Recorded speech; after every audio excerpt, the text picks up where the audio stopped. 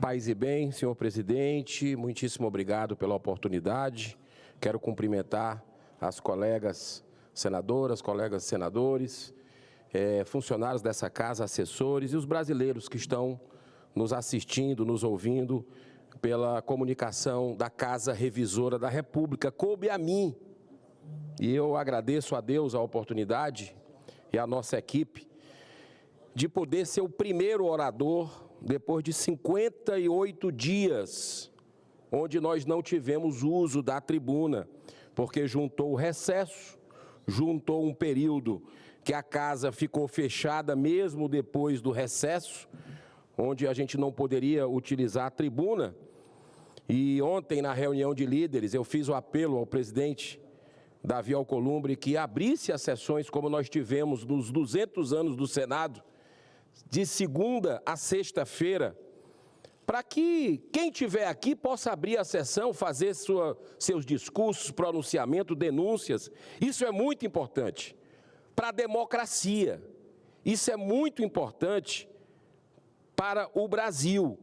Quem ganha com a tribuna silenciada? Quem ganha com isso? Estava conversando com o senador Espiridião Amin, agora há pouco.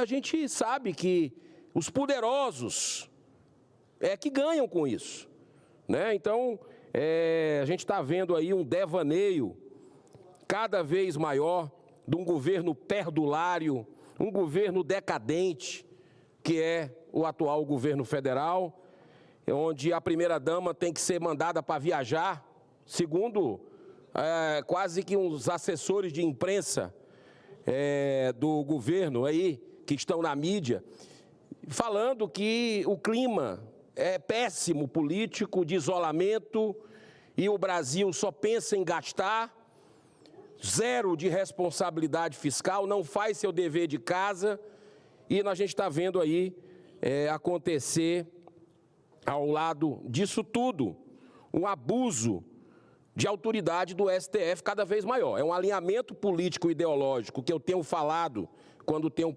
oportunidade de usar essa tribuna, sem precedentes na história, entre governo Lula e também alguns ministros do Supremo, Então é muito importante a gente relatar aqui, e eu sou o primeiro a fazer uso da palavra, do que ontem foi apresentado pela Procuradoria-Geral da República. Deveria ser independente, a história dela, o conjunto da obra mostra a independência, mas ela fez uma sustentação para lá de tendenciosa, numa narrativa absurda de um golpe, entre aspas, com 207 insinuações hipotéticas. 207 insinuações hipotéticas. Pensa que a gente é bobo? Pensa que ninguém lê? Que não existe jurista nesse país? Que não existe gente que analisa? E a gente percebe algo que poderia, algo que teria repetido o tempo todo. Senhoras e senhores, eu estou no 7º ano aqui no Senado Federal. Sempre mostrei minha independência com votos, com posicionamentos. Entra governo, sai governo, eu voto com o Brasil. E eu falo dessa caçada implacável que está à vista de quem tem bom senso. Uma caçada implacável a quem é de direita, a quem é conservador. Nós estamos vendo hoje no Brasil. Sem contar com essa cortina de fumaça, porque olha a coincidência. Exatamente no dia, na semana, que são publicadas pesquisas com Lula desabando com 24% de aprovação, com o ex-presidente Bolsonaro no primeiro e no segundo turno, com a pesquisa da Paraná mostrando que ganharia do Lula, parece até a antecipação de um relatório que viria talvez na semana que vem, porque tudo é liberado para a mídia do Brasil antes, para aquela mídia militante, infelizmente, que nós temos no país. Tudo é vazado, e tinham até vazado que seria antes do Carnaval, semana que vem, mas resolveram antecipar. E a gente, dentro dessa pesquisa, vê algo assim interessante. O Congresso Nacional, e eu disse aqui, na última vez que usei a tribuna, 9%, pífios 9% é a aprovação nossa. E o STF, aí eu vejo uma piada pronta, com 49% de aprovação. Acho que as pessoas que foram responder às pesquisas ficaram com medo de retaliação, porque hoje o que impera nesse país é censura, é calar, intimidar quem se opõe a esse regime que vive no Brasil, senhor presidente. Nós estamos cada vez mais necessitados do envolvimento de organismos internacionais como a OEA, que teve aqui há 2 semanas atrás, a gente não pôde repercutir porque o Senado estava fechado, e nós ouvimos depoimentos de familiares, né, que estavam em protesto no dia 8 de janeiro, dos advogados, das arbitrariedades, dos seus direitos vilipendiados de forma escancarada. E a gente percebe que o relator especial para a liberdade de expressão, que ouviu todos os atores, uma agenda recheada, chegou a dar uma declaração que estava estarrecido, impactado com aquilo que estava ouvindo de pessoas que no Brasil têm os seus direitos fundamentais desrespeitados por aqueles que deveriam ser os primeiros a proteger a nossa Constituição. E lá atrás, no dia que eu fui, outros parlamentares estiveram, no dia que eu fui dar o meu relato, foi emblemático, atrás do relator da OEA, está lá, o amigo do meu pai. Porque a narrativa que ele ouviu no dia anterior, porque procurou primeiro o STF, no erro, tinha que procurar as vítimas primeiro, não os abusadores. A narrativa que chegou para o relator da OEA foi que não, por causa do dia 8 de janeiro, começou tudo ali. Começou em 2019, com um relatório irregular que nós temos no Brasil, totalmente rasgando o ordenamento jurídico, que é esse inquérito do fim do mundo, dito por um colega ministro do STF, que vai completar 6 anos, agora em março. Uma coisa absurda que nós estamos vivendo no Brasil, mostrando o estado de exceção que nós vivemos. Então, é muito importante nesse momento o caso do desembargador, o ex-desembargador Sebastião Coelho, que também depois lá, ter feito uma sólida e corajosa defesa de um dos presos políticos no ano passado, perante o ministro do STF, ele passou imediatamente a ser perseguido. Até a conta bancária, sem ele saber, sendo investigado, uma verdadeira Gestapo que está no Brasil. E a Polícia Federal investigou, com esse destaque do STF. Igualmente grave é o caso do ex-assessor para assuntos internacionais do governo anterior, Luiz Felipe Martins, que depois de ser denunciado pelo envolvimento numa minuta fantasma e ficar em prisão preventiva por 6 meses, foi liberado por ter provado que não deixou o país no dia 30 de dezembro de 2024, data vinculada à elaboração da suposta minuta golpista, entre aspas, 2022. Assim como temos feito com relação aos ataques à liberdade de expressão, denunciando em todos os organismos internacionais, eu tenho feito isso pessoalmente. A defesa do Felipe Martins também pediu oficialmente a abertura de uma investigação criminal pela justiça americana com relação a possível fraude no registro de sua entrada e saída dos Estados Unidos. Ontem mesmo, a justiça americana também foi acionada pelo Rumble, uma plataforma, uma rede social que foi perseguida no Brasil por essa escalada autoritária e que entrou na justiça contra o ministro Alexandre de Moraes. O mundo está começando a perceber o estrago dessa ditadura da toga no Brasil. Pior ainda, senhor presidente, se o senhor me der mais 1 minuto, eu concluo.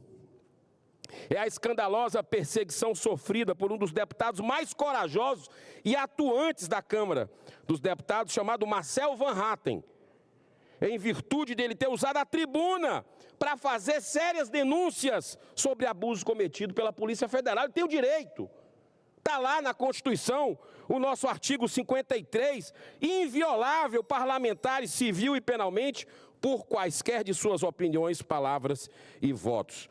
Então, toda a minha solidariedade, mais uma vez, diante de tamanha perseguição, senhor presidente. Então, para encerrar dentro do tempo, eu acho que a única forma de nós, a palavra pacificar, já está tão banalizada que eu vou usar aqui o que foi colocado em alguns outros momentos, como conciliar o Brasil é através da anistia. Os casos arrolados nos atos, nos protestos do dia 8 de janeiro, quem errou tem que pagar, mas dentro da lei. Não é isso que está acontecendo no Brasil. Está acontecendo uma devastação de vidas de pessoas, de famílias. Antes de terminar meu tempo, eu concedo a parte ao senador Jorge Cajuru. Bom, primeiro, obrigado, irmão Gerão, pelo aparte. Abraço, querido presidente, símbolo do Tocantins, Eduardo Gomes. Gerão, pela nossa amizade, eu vou falar com você com uma autoridade que tenho, das poucas, de ser o único deste Senado Federal a ter, e a continuar, aliás, 51 anos de carreira nacional na televisão brasileira, no rádio, nos jornais. Eu trabalhei em todos eles, porque ninguém aqui conhece mais pesquisa do que eu. E eu vou te falar sobre pesquisa, porque você insiste sempre em colocar pesquisa, principalmente quando é para bater no presidente Lula. Você foi vítima de pesquisa mentirosa, de mentira que procurava apenas destruir a tua candidatura em Fortaleza, porque eu ia para Fortaleza, ficava inclusive no seu apartamento, passeava pela cidade, via o teu prestígio em restaurante, em bares, em todos os lugares que fui, e a pesquisa te colocava com 3%, e você acabou nas urnas com 1%. Veja o que ela fez com você. Pesquisa é isso. Anteontem eu passei por isso lá em Goiás. Eu fui o mais votado da história de Goiás e eles agora me colocaram como o mais rejeitado. Veja o que é pesquisa. Então, não creia em pesquisa por fineza, porque ela acabou destruindo você, que poderia ser hoje prefeito de Fortaleza. Tenha certeza do que eu estou te falando. Se você duvidar, e quem estiver nos vendo rapidamente, entre agora nas minhas redes sociais, por favor, e veja lá o vídeo que eu coloquei de 2010, onde eu estava no programa do Raul Gil, tirando o chapéu. Eu não tirei o chapéu para os institutos de pesquisa. E o Raul Gil ficou uma fera comigo. Tinham 400 pessoas na plateia. Eu falei, Raul Gil, nesse momento aqui, eu vou fazer um desafio. Se eu perder, vou ser rápido, se eu perder, eu encerro a minha carreira na televisão hoje. Sabe qual é o desafio que eu fiz?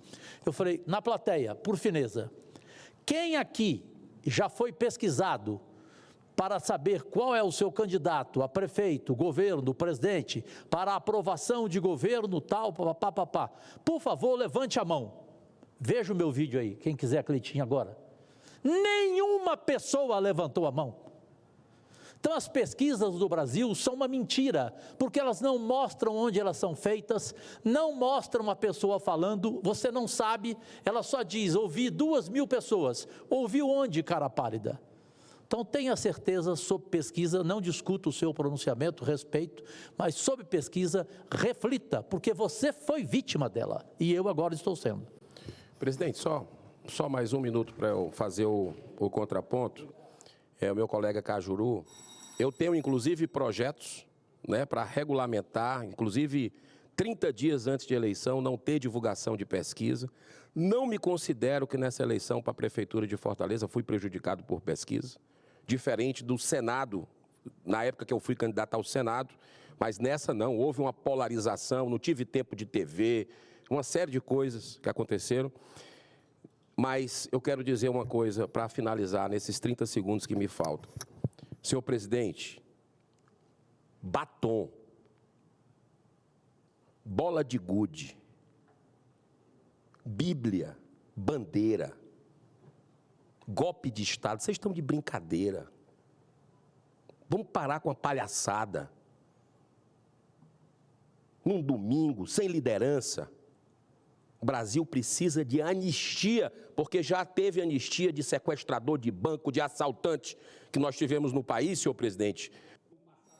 Recente, muito recente, nós tivemos sequestro de avião, de embaixador, dessa turma que está no poder hoje. E o sentimento de compaixão, de perdão dessas pessoas ainda não aflorou para perceber que tem pessoas com a vida dilacerada, sem direito à defesa, ao contraditório, Senador Girão, para a com conclusão. problemas graves na vida. Então eu encerro com a frase de João Paulo II, um dos maiores papas que eu considero, dizia o seguinte: não há paz sem justiça, não há justiça sem perdão, e não há perdão sem amor. Anistia já, senhor presidente. Muito obrigado.